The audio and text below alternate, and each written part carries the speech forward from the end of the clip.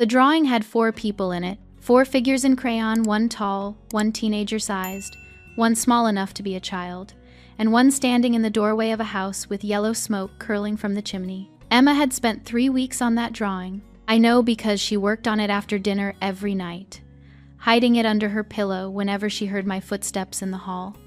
She thought she was being sneaky. She was 6. The rustling of paper gave her away every single time. I never said anything. The figure in the doorway was labeled in Emma's careful, deliberate handwriting, GRANDMA. She had spelled it out letter by letter, the way she'd practiced on notebook paper until she got it right. Not grandma as a word she already knew, as a word she was learning. She had drawn a grandmother she had never really had. That Saturday morning, the drawing was sitting on the kitchen counter in a wrapping of pink tissue paper held together with too much tape. Emma had used almost the entire roll, doubling back over edges she'd already sealed, smoothing each layer with her palms. I was making coffee when Tyler appeared in the doorway behind me. He was in his socks, and he leaned his shoulder against the frame, the way he'd been leaning against things ever since he got tall enough that the world no longer fit around him the way it used to. He said my name. Not Mom, the way Emma said it as one breathless syllable that could mean anything from I'm hungry to the sky is falling. He said it the way he said most things, quietly, like a door pushed open just wide enough. I need to tell you something before we go. I poured my coffee. Outside, the neighbor's dog was barking at something in the alley, short, sharp, insistent. The kind of sound you learn to hear past when you've lived somewhere long enough. I told him to go ahead. He had found the photos a month ago. He'd been helping my mother clear out the closet in her upstairs hallway. She had strained something in her shoulder and couldn't reach the top shelf, and while he was moving boxes, one of them had come open. An old shoebox, the kind with a lid that doesn't quite stay. Inside, photographs. Not the framed kind, the loose kind, the ones that don't make it into albums. Dozens of them. Most were ordinary, but there was one that wasn't. A little girl, maybe 7 or 8 years old, standing in front of a mobile home on a dirt lot.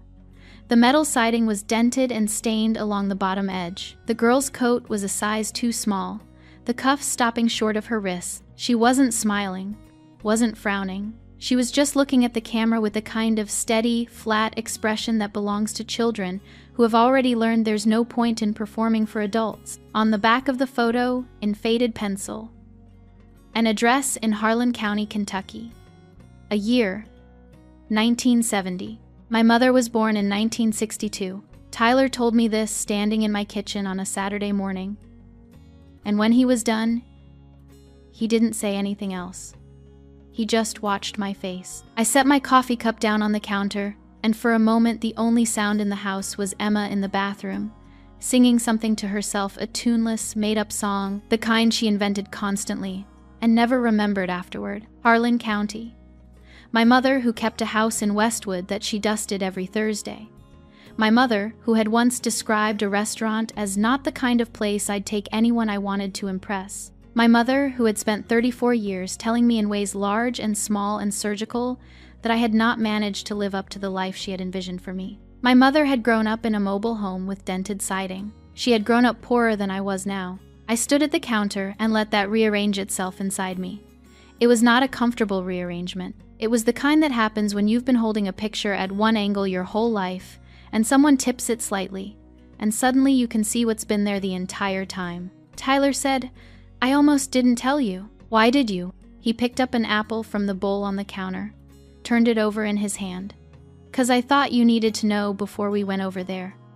Not after." He was 15 years old. He had figured out something in 1 month that had taken me 34 years to even begin to suspect that my mother's cruelty was not about standards, not about taste, not about love expressed sideways in a language I'd simply failed to learn. It was about terror.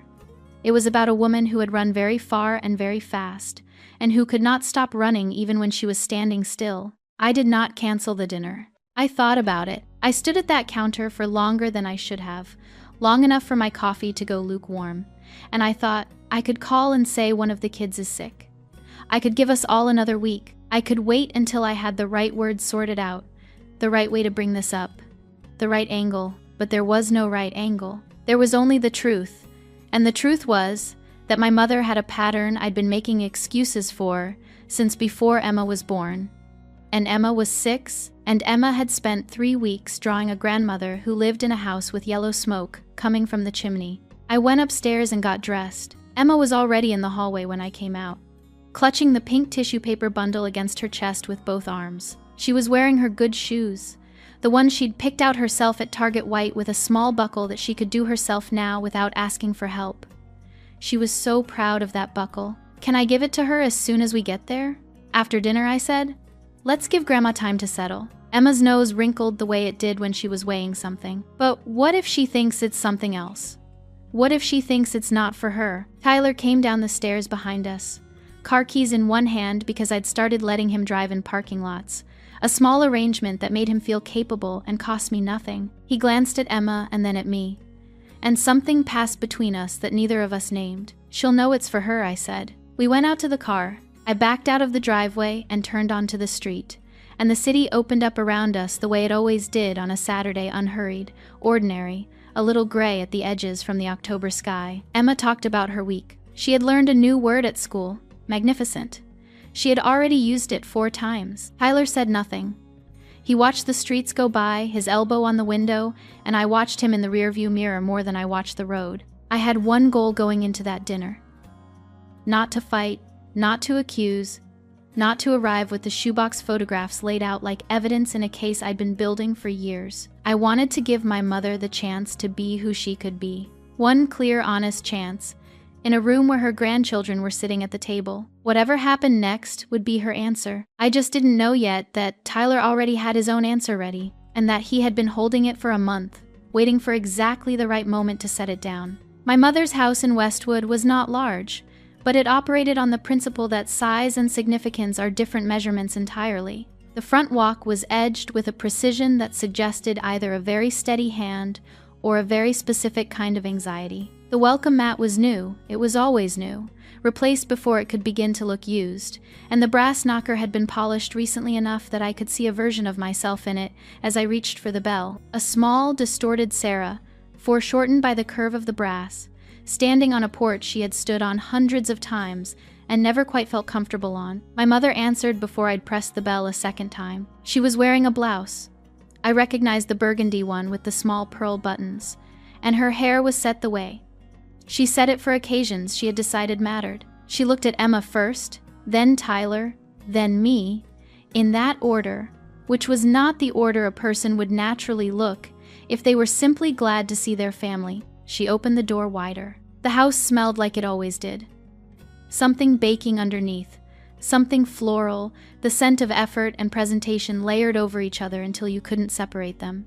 The living room off the entryway had a sectional sofa that nobody ever sat on. It was arranged to suggest sitting rather than to invite it. "You found parking," my mother said. "On the street?"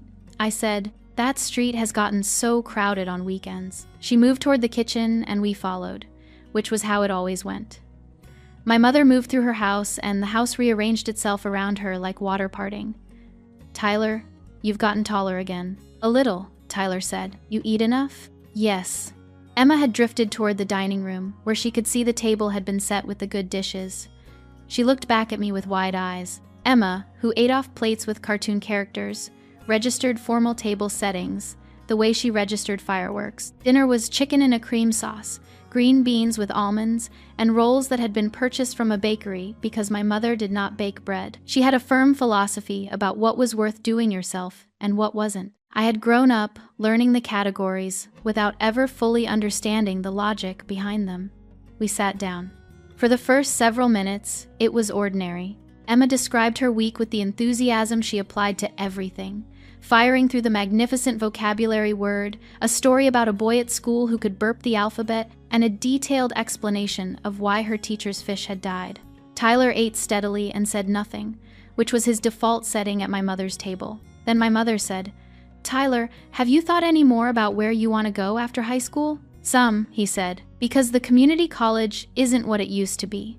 You'd want to look at 4-year schools. Your mother didn't go to a 4-year school, and that limits your options in ways you don't always see coming." I passed Emma the green beans. This was how it worked. The cuts came folded into conversation, tucked between ordinary words, so that responding to them meant stopping the whole sentence to dig out the blade, which always made you look like the one making things difficult. I had spent years answering these cuts by moving around them, changing the subject, laughing a little, offering information she hadn't asked for to fill the space before she could fill it herself. This time, I let her sentence sit there. She looked at me. I served myself the chicken. The school district has really struggled, she said, a different cut now.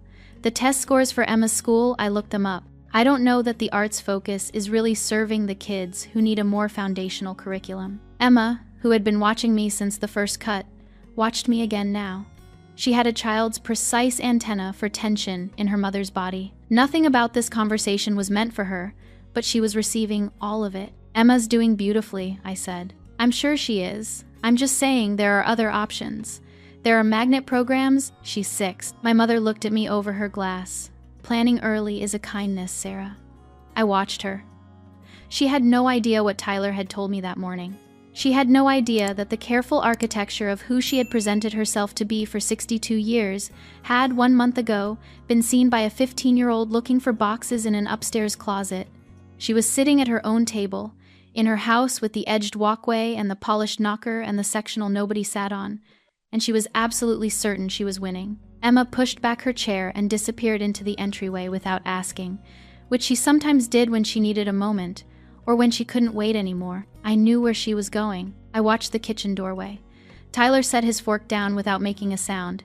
His hands went flat on either side of his plate. Whatever was about to happen, I was not going to manage it into something smaller. For the first time in 34 years, I was going to let my mother answer for herself. Emma came back holding the pink tissue bundle with both arms, the tape catching the light in irregular patches. She had redone one corner on the way in. I could see the fresh overlap, slightly crooked because she was the kind of child who noticed things coming undone and tried to fix them. She walked to my mother's end of the table. My mother's face shifted into the expression she used for gestures from children: accommodating, patient, a little distant, the way you look at something you have no framework for assigning value to. Emma set the bundle down in front of her and took a step back, her hands folding together at her waist the way they did when she was being her most careful self. I made it for you, Emma said. It took me a really long time. My mother looked at the tissue paper.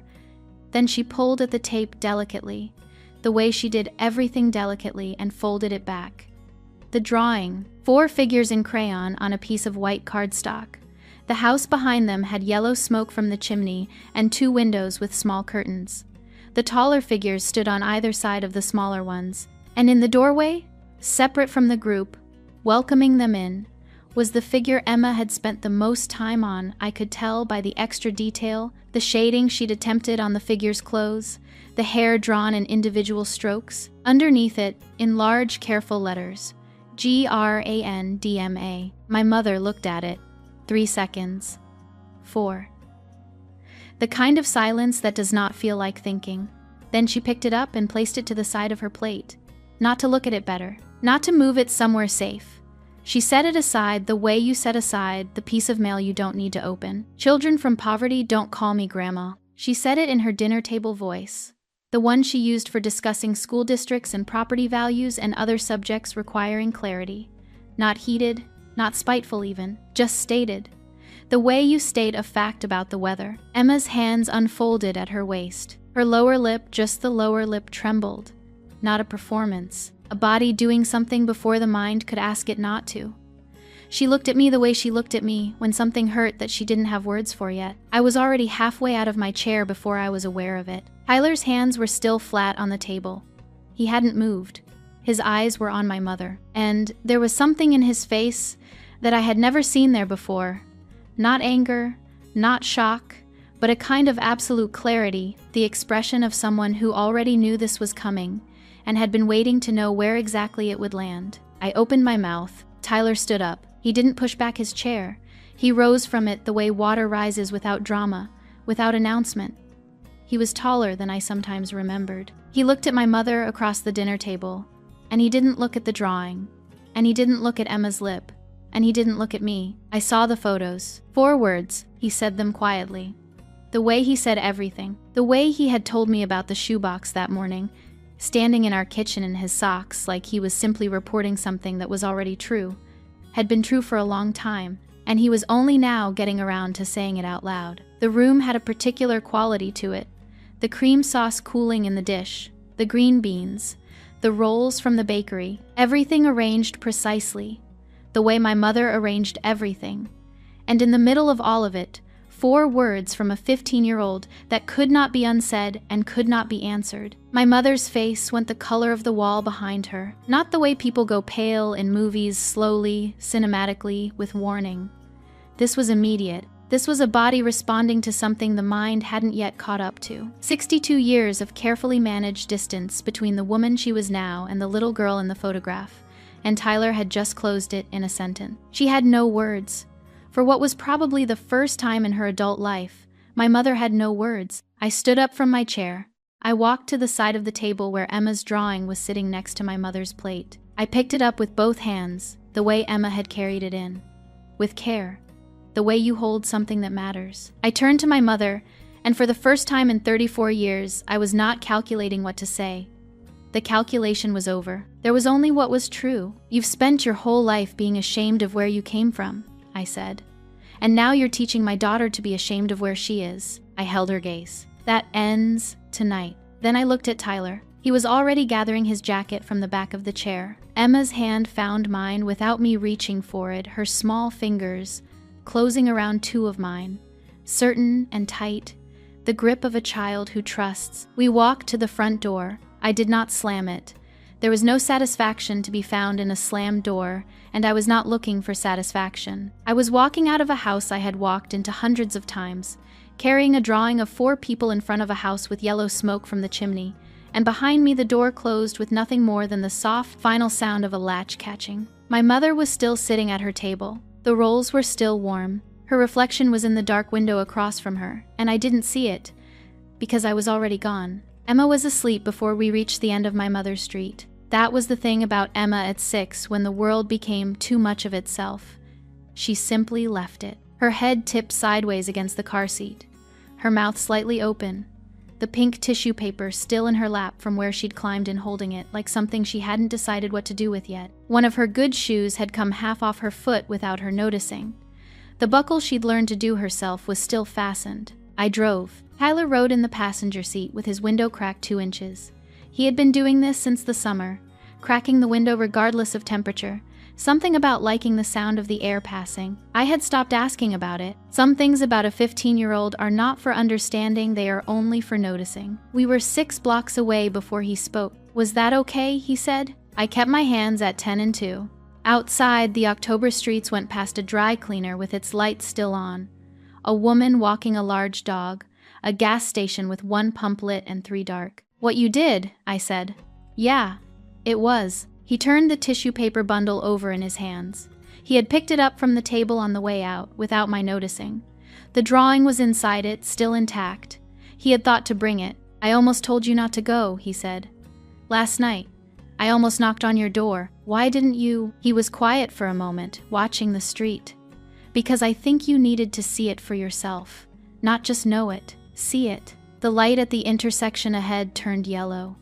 I braked early, the way I always did, and we sat at the red in silence while a city bus groaned through the cross street, its windows lit and mostly empty. I thought about what he had just said. He was right, and what troubled me was how right he was, because that kind of accuracy about another person, the ability to know not only what they need, but when they need to arrive at it themselves, was not something I had taught him.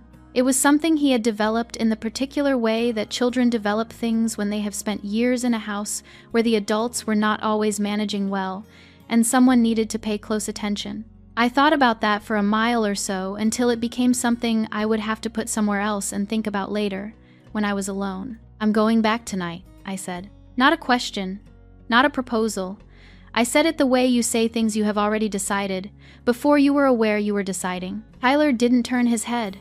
I know, you're not the kind of person who leaves things unfinished. Emma made a small sound in the back seat, a murmur, a syllable that meant nothing, the kind of sound children make when they are dreaming about something they cannot name. Her shoe had slipped off completely now and lay on its side on the floor mat, the buckle still fastened on nothing. I looked at it in the rearview mirror. There was something in my chest that did not have a clean name. It was not anger. The anger had gone quiet when we walked out the door, had burned through itself in those 2 sentences I said to my mother and left something cooler and steadier behind. It was not grief, exactly, though there was something in it that grieved. It was closest to the feeling you get when you have been carrying something heavy for a very long time and you set it down.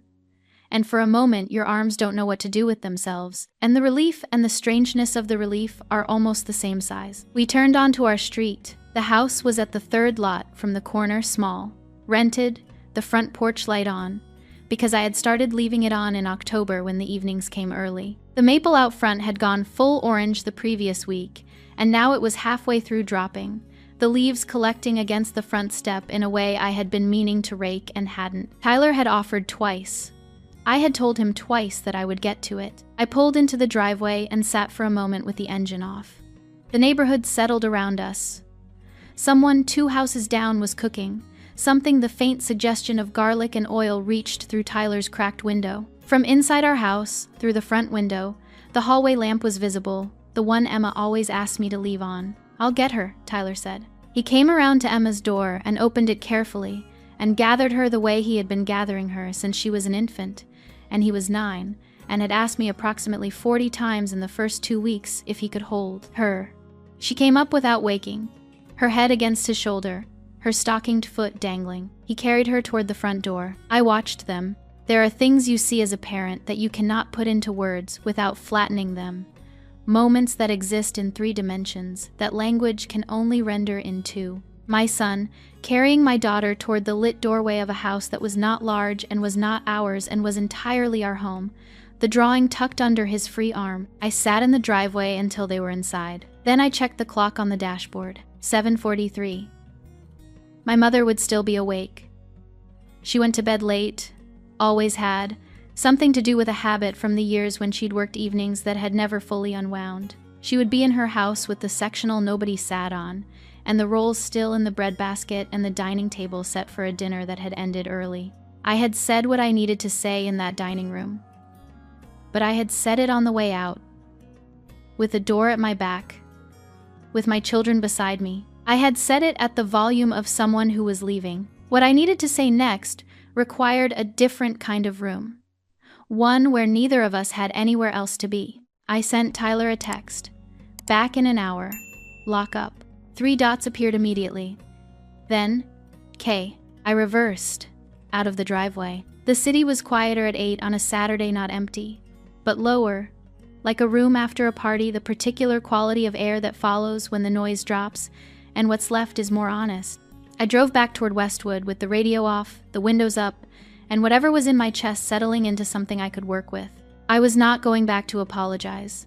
I was not going back to explain myself, or soften what I had said, or give my mother a graceful exit from the corner she had put herself in. I was going back because I had spent 34 years having conversations with my mother that ended before they were finished, and I was tired, genuinely, bone-deep tired of carrying the unfinished parts home with me afterward. Tonight, for once, we were going to finish, whatever that looked like. My mother's porch light was on. It was always on after dark, a habit, or a principle.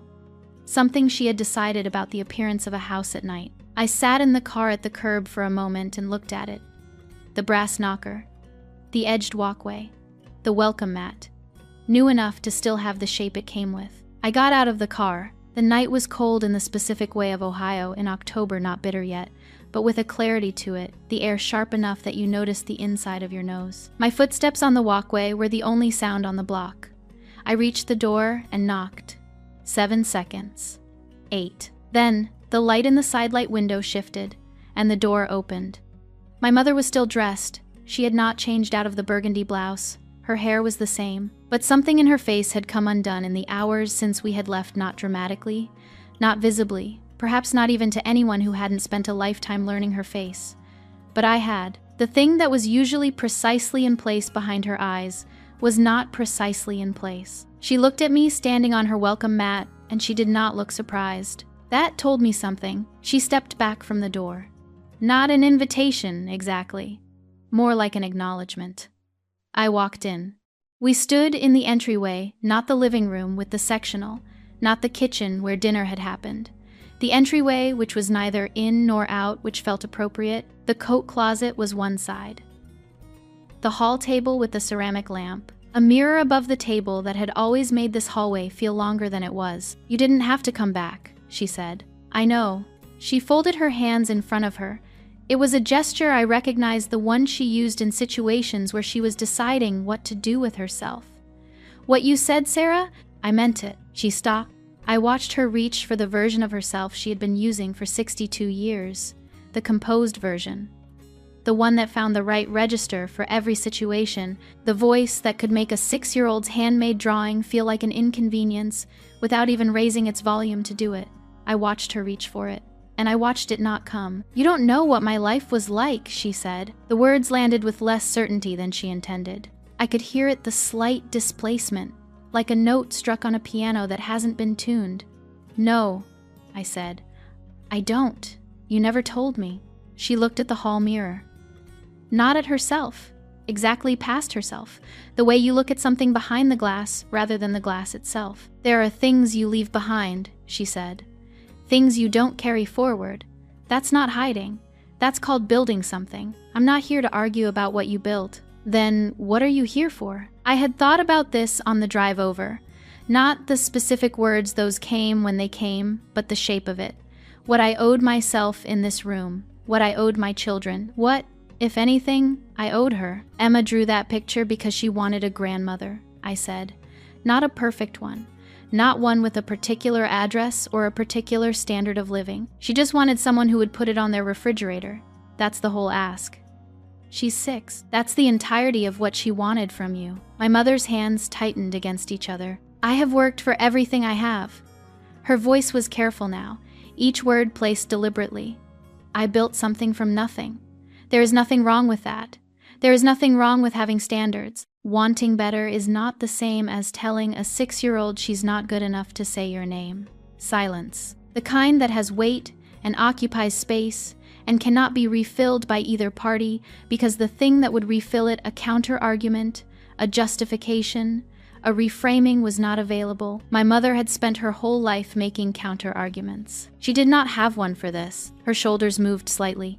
Not a concession. She was not built for concessions. Not yet. Maybe not ever in the way the word usually means. But something in the architecture of her posture had shifted in a way that would have been invisible to anyone who was not looking for it. You don't know what it cost, she said, very quietly. No, I don't. I kept my voice level.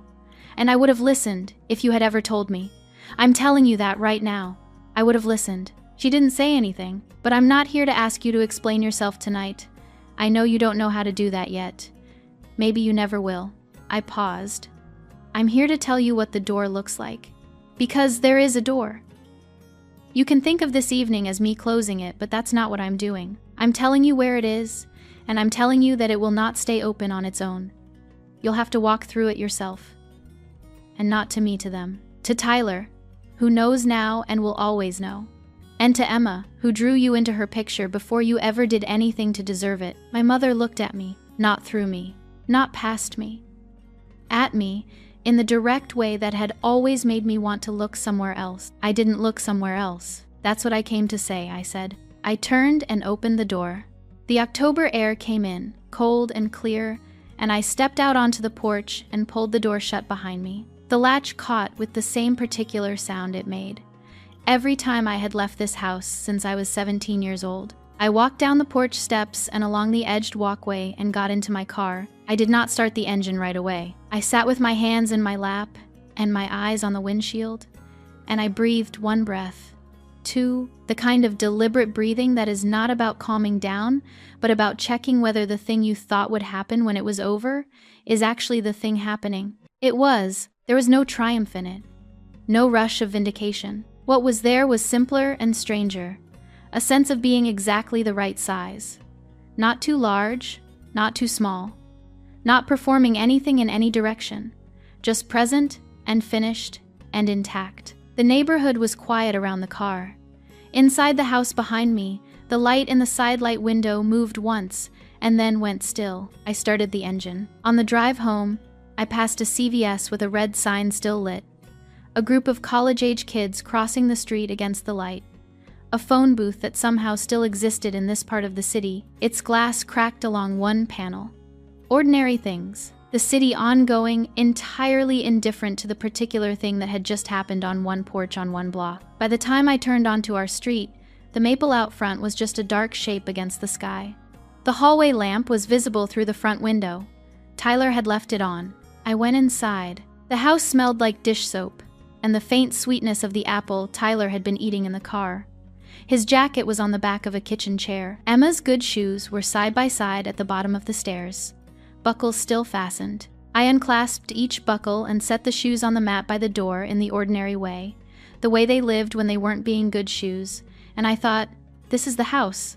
This is what it is, and what it is enough. The drawing was on the counter where Tyler had left it, still in its pink tissue. I found a space on the refrigerator between Emma's school schedule and a photo from last summer, and I pressed it flat against the door and stepped back and looked at it.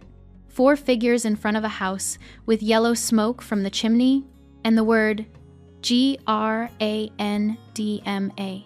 printed below the figure in the doorway. Emma had drawn something she wanted to exist. It seemed right to give it a place on the refrigerator while she waited to find out if it would. 3 weeks passed.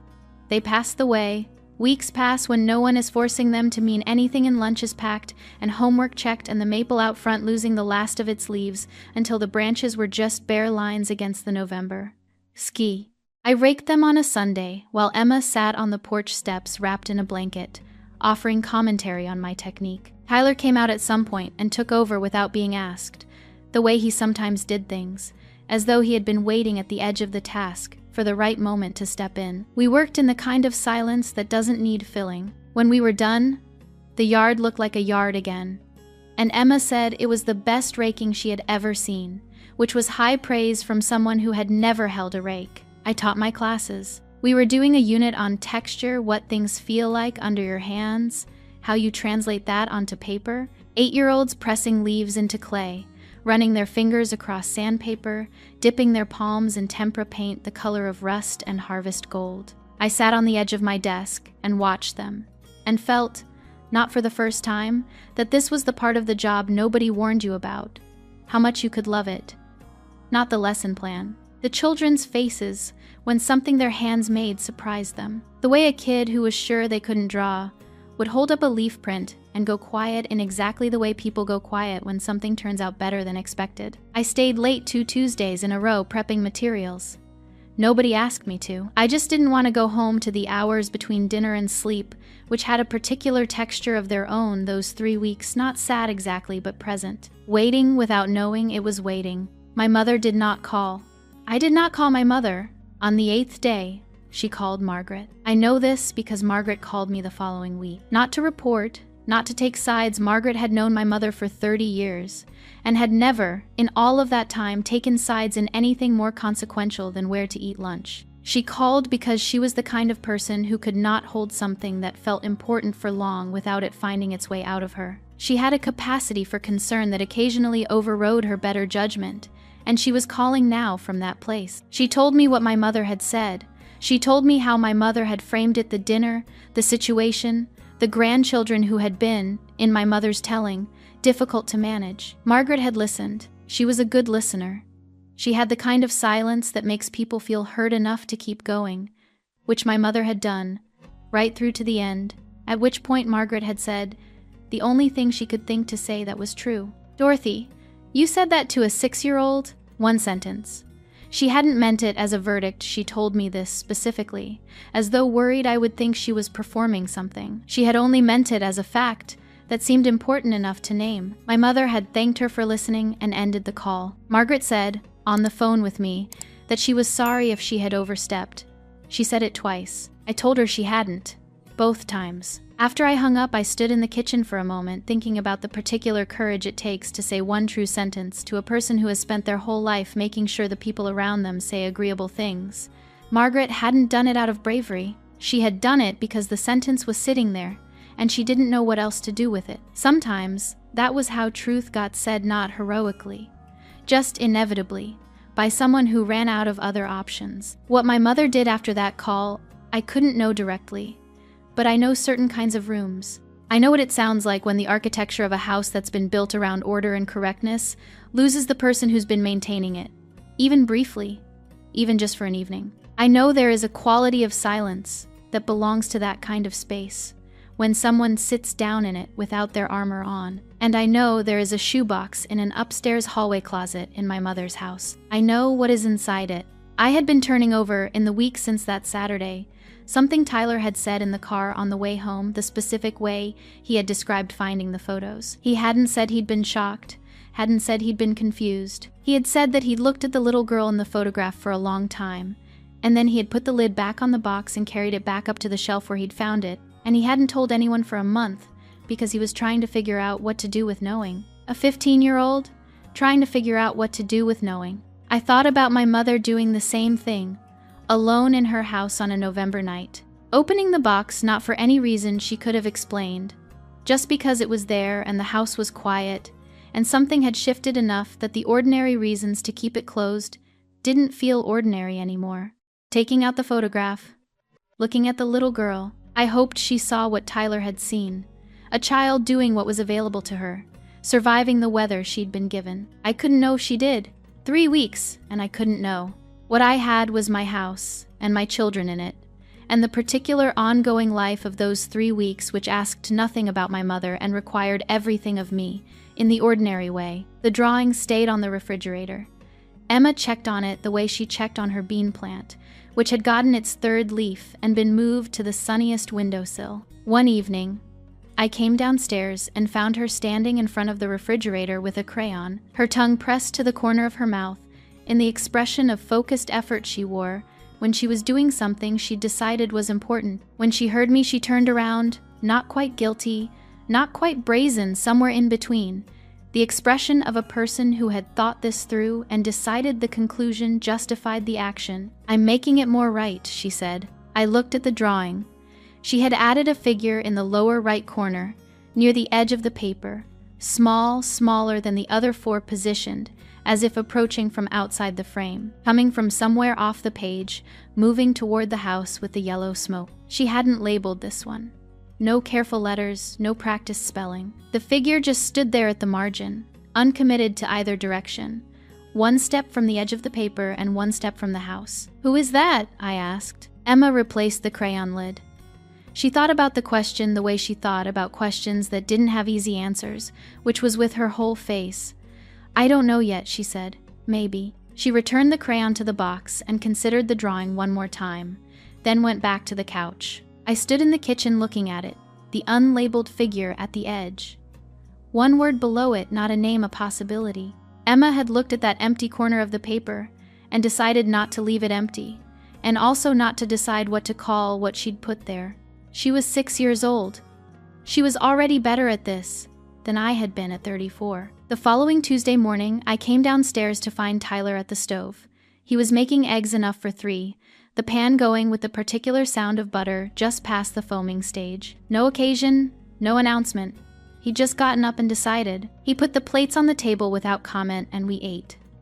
Emma used the word luminous in 3 sentences about the eggs, and 1 sentence about the morning light on the window, which Tyler said was actually a better use. They debated this with the seriousness of people for whom words were worth getting right. I drank my coffee and watched them, and had the feeling, not for the first time, but with a clarity I hadn't always had, that whatever this was, sitting at a table with these 2 particular people on an ordinary Tuesday morning was not a consolation prize, was not the smaller life instead of the larger one, was the thing itself. The actual substance of a day, which was not drama or resolution or vindication, but eggs, and a good word, and someone's sleeve pushed up where the butter had splattered. Whatever happened with my mother had no bearing on this table. The table was real regardless. That Saturday, Emma was on the couch watching something with animated penguins when she muted it mid-episode and turned to look at me across the room. "Is Grandma going to call?" She asked it the way she asked most direct questions, plainly, without softening, as though she had been turning it over long enough that it had become too heavy to carry, and she needed to set it down somewhere. I crossed the room and sat in the chair across from her. I don't know, baby. She looked at her hands in her lap for a moment. Because she was mean to me? Yes. Does she know she was mean? I thought about a woman in an entryway, reaching for something that wasn't there anymore. I thought about a phone call that ended with one sentence. I thought about a shoebox that had been sitting on a shelf for 50 years, and what it might look like to finally open it without knowing what you were looking for. I think she's starting to figure it out, I said. Emma nodded, not the quick nod of a child who has gotten the answer they wanted, but the slower nod of a child processing something that doesn't fit in a simple container. She looked back at the television, at the paused penguins, at the frozen frame of whatever adventure they'd been in the middle of. Okay, she said. She unmuted it. Not forgiveness, she didn't have the full equipment for that yet, and I wasn't going to pretend she did, but something in the vicinity of patience. The patience of a person who had drawn a figure at the edge of a picture, written maybe underneath it, and decided that was enough for now, that she could leave it there and see. That was on a Saturday afternoon, the 3rd week of November. An hour later, I was in the kitchen. Not doing anything in particular, rinsing a mug, looking out the window at the bare maple, thinking about nothing that would later seem important when I heard the knock at the front door. Not loud. Not the knock of someone sure of their welcome. The knock of someone who had stood on the porch for a moment first, deciding. I set down the mug. Through the front window, I could see the porch from an angle not directly, but enough to make out a figure standing at the door. The shape of a coat. Dark, practical. Not the burgundy blouse. Not anything I recognized as the particular presentation my mother assembled when she was going somewhere that mattered to her. I went to the door and opened it. She was not put together. In 34 years, I had never seen my mother not put together. Even on mornings, she wasn't expecting company. Even on the day of my father's funeral. Even the time she had the flu so badly she could barely stand there. Had always been the baseline maintenance, the minimum that she considered owed to the world. Hair set, or at least pinned. A blouse with buttons, not a cardigan left open. The particular posture that was not stiffness but its own kind of discipline. None of that was present now. Her hair was not set. She had brushed it, but only brushed it, and there was a piece near her temple that had escaped whatever she'd done to the rest and gone its own direction. She was wearing a coat. I didn't recognize a plain navy coat, not the camel one she wore when she wanted to look a certain way. Under it, a gray sweater. She had not put on earrings. She was holding a shoebox, an old one, the lid slightly dented on one corner, the brand name on the side faded to illegibility. She was holding it with both hands against her middle, the way you hold something you've been carrying for a while. She looked at me standing in my doorway. I stepped back, not wide, just enough. She walked in. She didn't look around the house the way she had always looked around it on the rare occasions she'd been inside, the way that took inventory of everything against some internal standard and found most of it wanting. She looked at the kitchen table. She walked to it and set the shoebox down. Her hands stayed on it for a moment, flat on the lid, as though completing some transaction with herself. Then she straightened up. I thought Emma might like to know where I came from, she said. She set it to the table, or to the box, or to the middle space between us where the sentence needed to go. Not quite to me, not quite to herself, somewhere in the vicinity of an honest thing that required a slightly different grammar than what she was used to. I pulled out the chair across from the box and sat down. I did not say anything. I did not say it was all right, or that she didn't have to do this, or any of the things I might have said a month ago to make the air in a room easier to breathe. I just sat down and waited. She remained standing. After a moment, she reached out and took the lid off the box and set it aside. The photographs were loose inside the same way Tyler had described them, the loose kind that don't make it into albums. A life accumulated in a box without order. The way things accumulate when you're busy becoming someone else, and there's no time to arrange the evidence of who you were.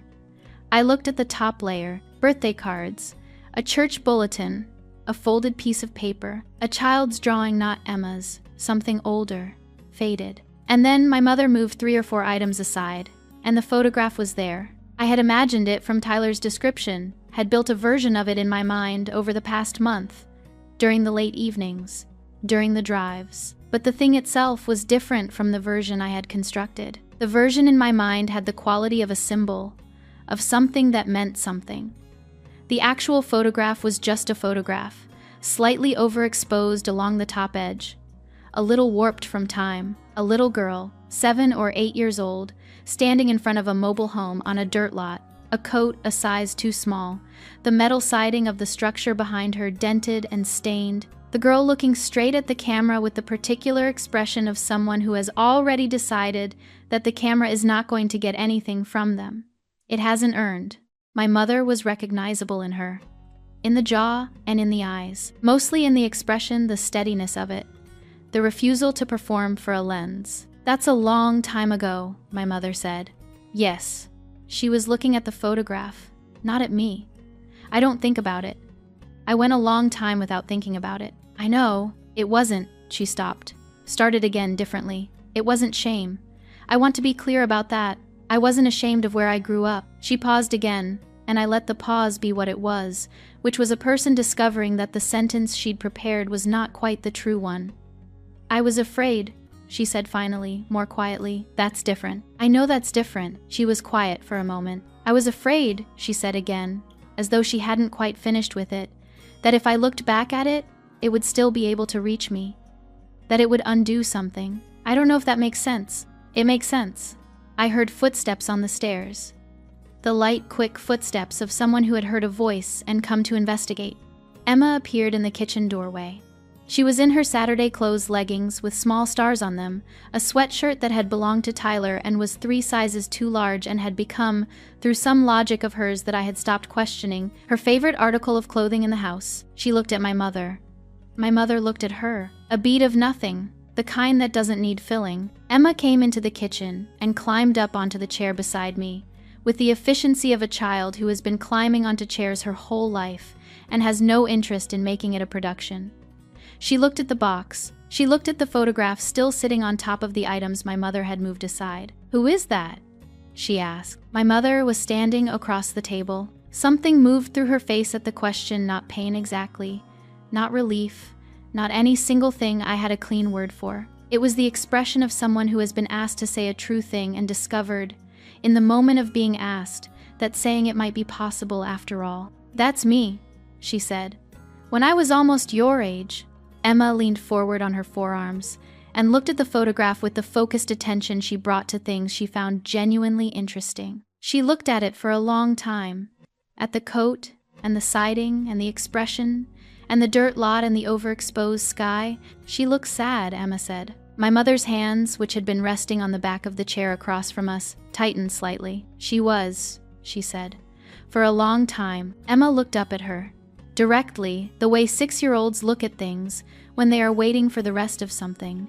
"What happened?" "She got better," my mother said. It was the simplest true thing she had said in 34 years of my knowing her. 3 words. No architecture to them, nothing load-bearing in the sentence except the sentence itself. She got better, as if that were enough of an answer, and as if she were only now finding out that it was. Emma nodded. She looked back at the photograph one more time, then sat back in her chair with the manner of someone who has received sufficient information and is now prepared to move forward. My mother was still standing. I looked at her across the table, at the unbrushed piece of hair near her temple, at the plain coat, at her hands on the chair back. She had driven here without earrings, without her armor, without any of the preparation she used to make herself legible to the world in the terms she preferred. She had stood on my porch and knocked in a way that did not assume anything. She had brought a box instead of an apology, because a box was what she had, and she had understood somewhere in the 3 weeks of November that what she had was going to have to be enough to start with. It was not forgiveness. I want to be honest about that. It was not the resolution that wraps everything closed and leaves nothing unfinished. My mother and I were not at the end of something. We were, maybe, at the beginning of the willingness to begin. That was different from what we had been before. I pulled out the chair beside me, the one on the other side from Emma. "Sit down," I said. "Tell me about her." My mother looked at the chair. Then she came around the table and sat in it. Emma, between us, reached into the shoebox and carefully lifted out the photograph. She held it with both hands, examining it with the seriousness of a child who understands that she has been given something. The drawing was on the refrigerator behind us, 4 figures in front of a house with yellow smoke from the chimney, and a 5th figure at the edge of the paper, unlabeled, with 1 word written beneath it in crayon. Maybe. On the porch. The November light was doing what November light does in Ohio, going thin and gold and sideways through the bare trees, lasting a short time, not wasting any of it. There is something I want to say to you before we end, because this story has been sitting with me in a particular way, and I think it might be sitting with you too. Most of us have spent years explaining someone, a parent, a mother-in-law, a sibling, someone whose cruelty we translated for our children as high standards, or difficult personality, or that's just how they are. We became the interpreters between the person who hurt us and the people we were trying to protect. And every time we translated, every time we found the gentler word for the harder truth, we paid a price we rarely named out loud. What I want you to hear is this. The translation was not love. It looked like love because it was trying to keep the peace, and keeping the peace looks like love from the outside. But peace kept at the cost of your children's dignity or your own is not peace. It is just a quieter kind of damage. The moment I stopped translating for my mother was not the moment Tyler stood up at that table. It was earlier than that. It was the moment I drove to her house that night, knocked on her door, and said the true thing instead of the careful thing. That was the moment I stopped managing her reality and started living in my own. Here is what I know now that I did not know then. A person who has spent their whole life running from something will run even when they love you. My mother's cruelty was not about me. It was not about my apartment or my choices or my children's school. It was about a little girl in a coat 2 sizes too small who decided the only way to survive was to put as much distance as possible between herself and everything that reminded her of that lot in Harlan County. She spent 60 years running, and she passed the running on to me without meaning to. The way you pass on things you haven't examined in small comments, in the language of standards, in the message that where you are is never quite where you should be. You cannot fix someone who is running, but you can stop running alongside them. You can plant your feet and say, "This is where I live. This is what I have built. And it is enough." I want to ask you something, and I want you to sit with it rather than rush past it. Have you ever made excuses for someone's behavior to protect your children, and in doing so, taught your children that what was done to them was acceptable? That is not a question with an easy answer. I know that. But it is worth asking, because the asking is how we stop. And if you have been on the other side, if you are the person who has been running, who has built something clean and ordered over the top of something you never looked at, it is not too late to open the box. It is not too late to sit down at someone else's kitchen table and say, "This is where I came from. Let me tell you about her." If this story reached something in you, leave a comment below. Tell me who you were thinking of while you listened. Tell me which moment stopped you. I read every one, and I am always glad to know how far this travels. Thank you for being here.